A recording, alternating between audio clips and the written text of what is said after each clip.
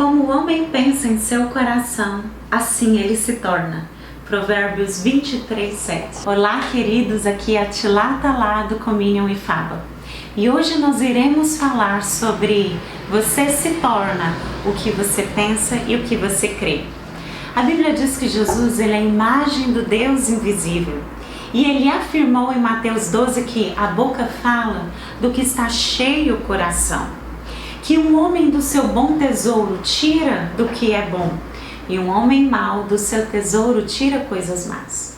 Queridos, há poder em nossas palavras. E as nossas atitudes, elas refletem as nossas palavras. As nossas atitudes refletem as nossas palavras. A qualidade da sua vida é o reflexo do que você absorve, do que você acredita e de como você se sente. Por isso você deve ser construtivo em seus pensamentos. Você deve ser positivo na sua forma de pensar, na sua forma de falar. Você deve lidar com os problemas de forma construtiva, em suas palavras, em suas atitudes. E a Bíblia diz em Colossenses 3, algo tão maravilhoso. Ele diz, pense no que vem do alto. Então eu gostaria de te convidar para abrir comigo em Colossenses 3 e nós iremos ler o verso 2 que diz o seguinte: mantenha o pensamento nas coisas que vêm do alto e não nas coisas que são terrenas. Mas à medida que você percorre todo o capítulo de Colossenses 3, você começa a entender dois fatores aqui.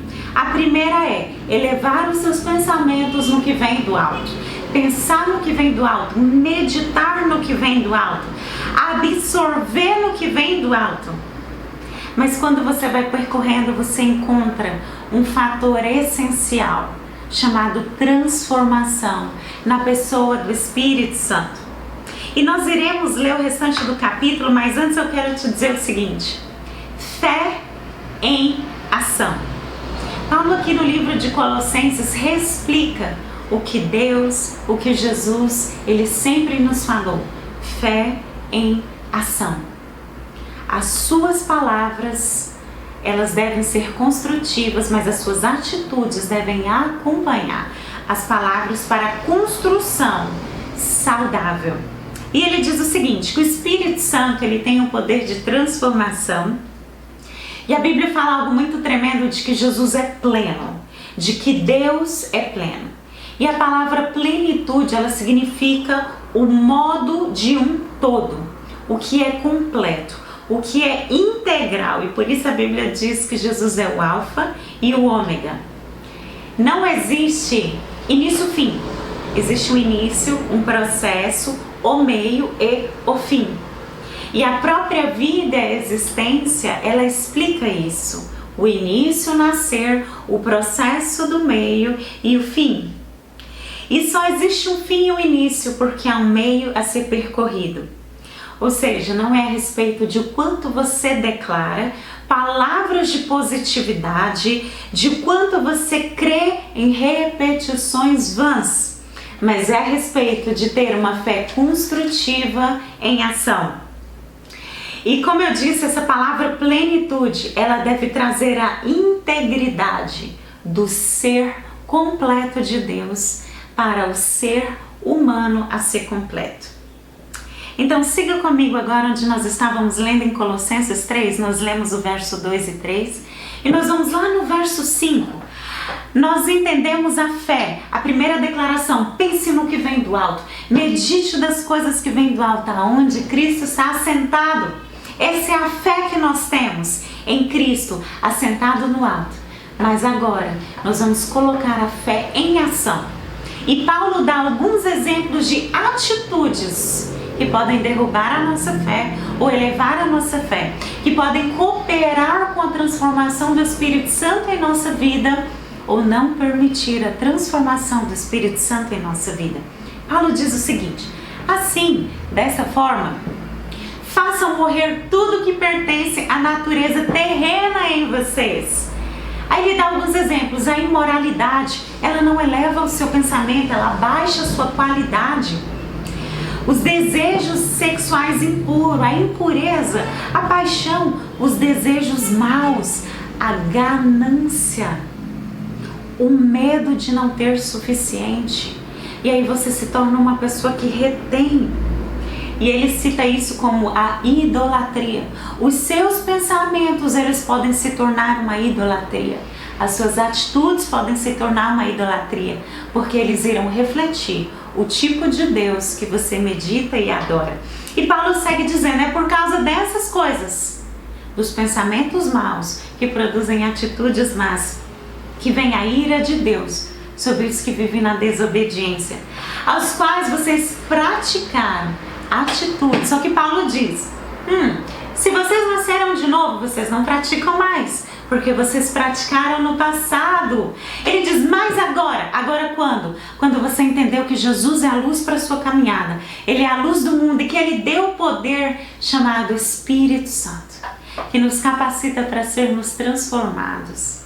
E se você deseja ser transformado, então Paulo diz, mas agora, abandonem essas coisas. Paulo começa a dizer algumas chaves de para com isso, não fala mais dessa forma, abandone essa forma. E ele diz isso, pare com a ira, indignação, maldade, maledicência e linguagem indecente no falar, a fofoca, o conversar muito.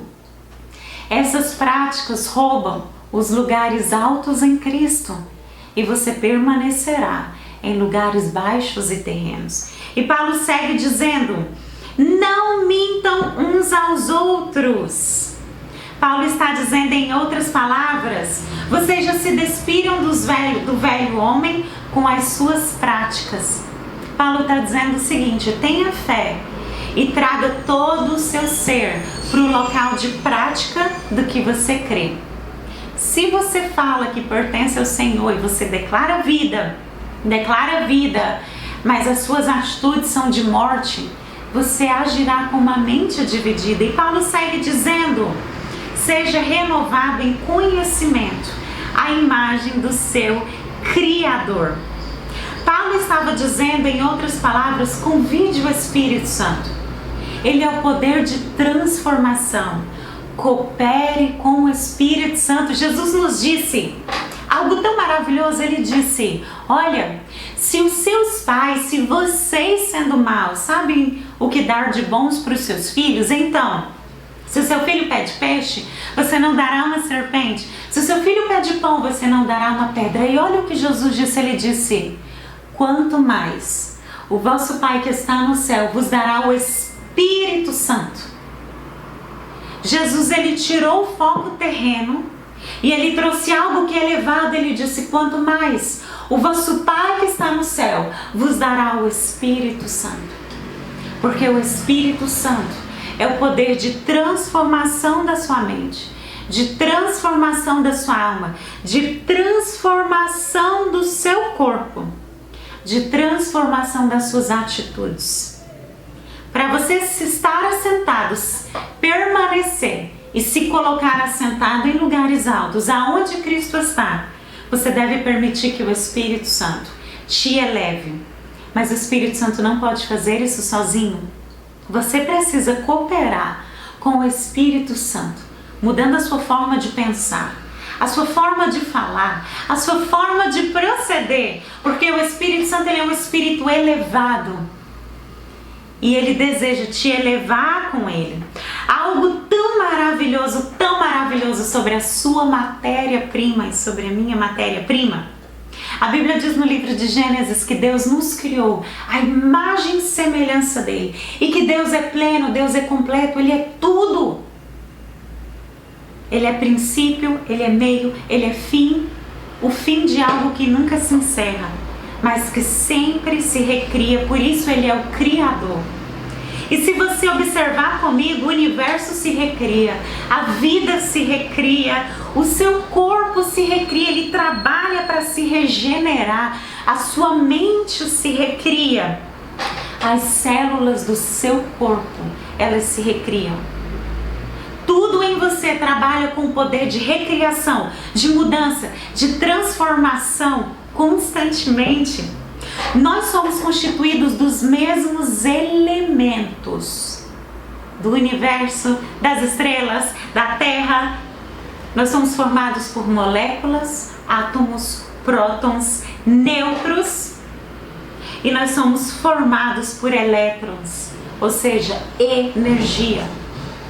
O seu corpo, ele produz constante energia. O ser humano é uma máquina elétrica, por isso você tem eletrocardiograma, eletroencefalograma. Cada batida do seu coração, ela produz uma corrente de 1 ciclo por segundo de 1 watt de potência elétrica dissipada. O que significa isso? Significa que dentro de você há potência suficiente, há poder suficiente para transformar o seu interior e para transformar o seu redor. E essa potência se chama Espírito Santo de Deus. Ele é o poder de transformação. Ele é o que tira das coisas que estão embaixo e te elevam para um lugar alto, aonde Cristo está, onde o Rei está. Queridos, eu quero te perguntar, aonde você tem gastado a sua potência elétrica? Você tem produzido o quê? Você permanece gastando todos os seus esforços pensando no passado, meditando no passado, meditando no seu problema de saúde, meditando na falta disso, na falta daquilo, colocando a culpa nas pessoas, a culpa é sempre do outro. Você permanece na negatividade da sua dor. E aí você irá me responder o que há 10 anos eu ouço ao redor do mundo. Ah, você não sabe a minha dor. Ah, se você souber, você vai ver que eu ainda sou forte, porque eu passei por isso, eu passei por aquilo. A realidade é essa. Queridos, eu quero te dizer uma coisa. Pesquisas provam que mais de 87% das famílias do mundo, elas são disfuncionais, elas são problemáticas. Mas Deus te pergunta e hoje eu te pergunto, e aí? E daí? Você vai continuar sendo a reprodução da potência de uma disfuncionalidade, ou você tem o poder de ser recriado pelo Criador, se você permitir que Ele te leve na casa do oleiro e refaça todas as coisas dentro de você? Há 2 tipos de pessoas quando estão doentes. Eu conheci 2 tipos de pessoas que elas tinham o mesmo diagnóstico real, um diagnóstico de enfermidade real. Uma delas decidiu operar pela possibilidade de ser curado e de olhar para as áreas que são saudáveis no corpo, do que ela pode fazer independente daquela fase. E há uma outra tipo de pessoa que o tempo inteiro, por causa do câncer, eu tenho muita dor, eu estou tão fraquinha, eu isso, eu aquilo. Queridos, a cura não vai acontecer, porque você deve cooperar crendo. A Bíblia diz algo tão maravilhoso. Jesus disse, peça, mas creia, e então você receberá. Você pode olhar a sua vida, o seu passado, as suas situações com a ótica da negatividade e tudo será negativo. Da perca e tudo será perdido. Da falta de possibilidade e assim será. Ou você pode olhar pela ótica de que você pode superar com Cristo todas as coisas. Tudo aquilo que você não consegue fazer. Há um plano B chamado Jesus Cristo, mas aquilo que você pode fazer, Ele não irá fazer por você. Ele é o poder e você deve permitir que esse poder inunde o seu ser e transforme a sua linguagem. Declare vida, declare vida. Mesmo que você esteja sentindo dor, eu não tenho dor. Cristo me aperfeiçoa. Eu não estou dizendo para você fazer declarações vãs.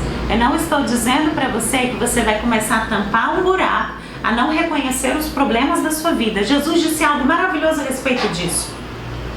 Quando Jesus estava andando lá em Jerusalém, Ele pregava para todos, para os fariseus, para quem não era fariseu, para o adúltero, para quem não era adúltero. E uma certa vez ele estava comendo na casa de um coletor de impostos. E os fariseus disseram: se esse homem fosse mesmo profeta, ele saberia quem são essas pessoas. E Jesus disse: eu vim não para os sãos, mas para aqueles que são enfermos e doentes. O que Jesus quis dizer com isso, querido? Jesus quis dizer que se você não compreende que você precisa mudar, que você precisa dele e portanto você acha que é são, o poder da palavra dele não irá se manifestar, porque não há espaço para ele. Mas quando você reconhece que você precisa do Salvador, você precisa do poder do Espírito Santo, então ele entrará e ceará contigo. Então ele te ensinará como falar, como proceder, e isso recriará a sua vida, isso recriará cada membro do seu corpo, isso recriará as suas expectativas. Eu quero te dizer algo, querido. A cura suficiente para todos, a provisão suficiente para todos, a criatividade suficiente para todos. Sabe o que Jesus disse? Eu vim para te dar vida em abundância. A abundância para todos. Mas eu te pergunto, você está aberto para isso? Ou você acha que já é são e que não precisa? Qual é a medida do seu celeiro? O seu celeiro, o solo do seu coração, ele só comporta 5% de abundância do Senhor, o resto é mimimi? Ou ele está aberto para a abundância de Deus na sua vida? Eu quero te lembrar algo muito tremendo que faz parte da plenitude de Cristo, que é compreender todas as áreas. O que Tiago diz em Tiago 1, eu vou abrir aqui com você. Como eu estava dizendo, há dois tipos de pessoas. Aquelas pessoas que elas têm o mesmo diagnóstico, mas elas olham pela possibilidade, elas entendem que elas estão enfermas e que elas precisam de cura. Então elas operam na fé que gera essa cura. E aqueles que sempre estão, o problema é do outro, o outro causou isso em mim, ai, a minha dor, e a cura não se manifesta. E queridos, há algo desde a época de Jesus Cristo chamado esquizofrenia cristã. O que é uma pessoa diagnosticada com esquizofrenia? A pessoa, ela vive numa realidade paralela na mente dela, ela acredita em situações que não são reais e ela pode provar para outra pessoa que aquela situação que ela acredita é que é real. Ela é exatamente o que Jesus chamou lá atrás de eles se acham sãos, eles se acham curados e portanto não há espaço para transformação. E eu quero trazer algo à sua memória para que você se olhe no espelho de Deus e permita que Ele mostre qual é a sua situação. Abra comigo no livro de Tiago. Tiago 1 diz o seguinte. Tiago 1, a partir do verso 5.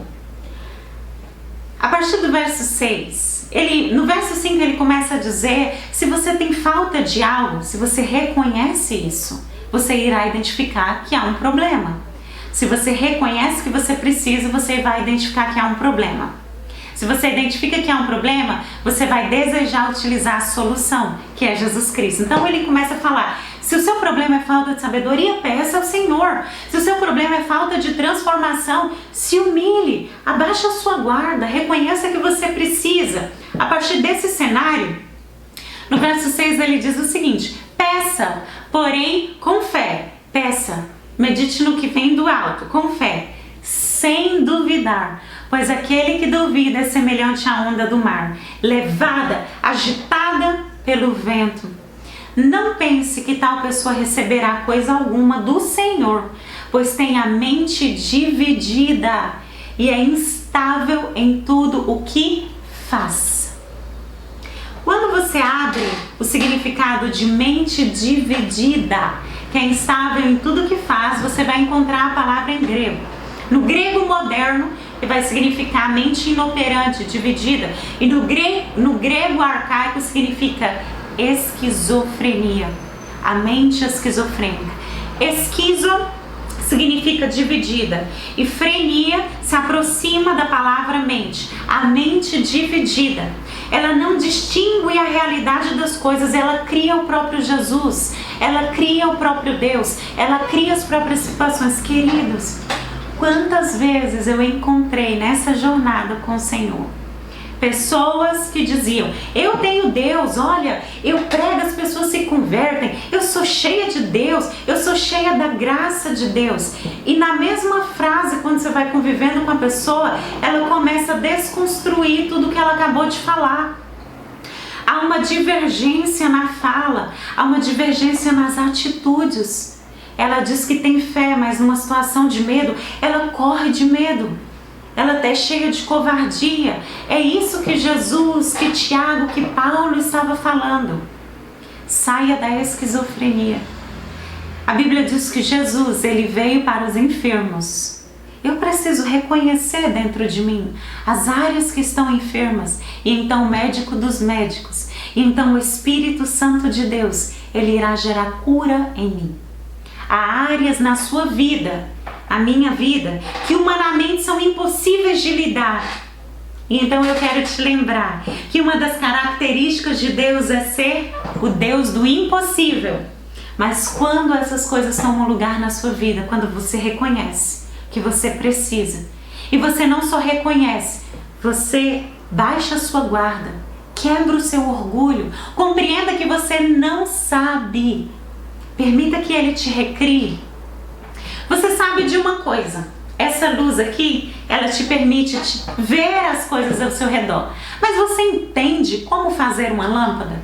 Você entende como produzir a corrente elétrica?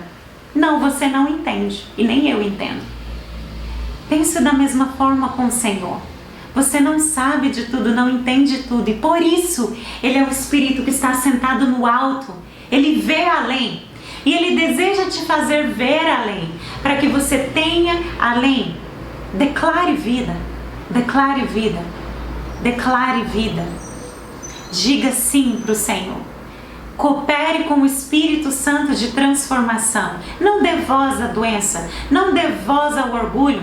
Há uma pesquisa recente feita no hospital dos Estados Unidos por médicos e eles comprovaram que 74% das doenças cardíacas, médicos comprovaram, das doenças do coração, elas vêm de 4 fatores: raiva, estresse, falta de liberação de perdão e, pasmem queridos, orgulho. Porque o orgulho, ele cria a barreira da falta de perdão, da falta de mudança, e aí você culpa o outro e no final você se torna doente. Você é o que você crê. Só que no que você tem crido, o quão saudável tem sido a sua fé, o quão estável tem sido a sua mente, quais são os frutos da sua árvore. O homem bom, do seu tesouro tira o que é bom. O homem mau, do seu tesouro tira o que é mau. Jesus disse: uma árvore saudável dá frutos bons. Uma árvore que não é saudável dá frutos maus. Se abra para o Espírito Santo. Permita com que Ele cure todas as áreas da sua vida e declare vida. Declare quem Ele é. E se coloque na posição onde você pode ser elevado e carregado por Ele. Medite nisso, queridos, e tenha comunhão com o Pai.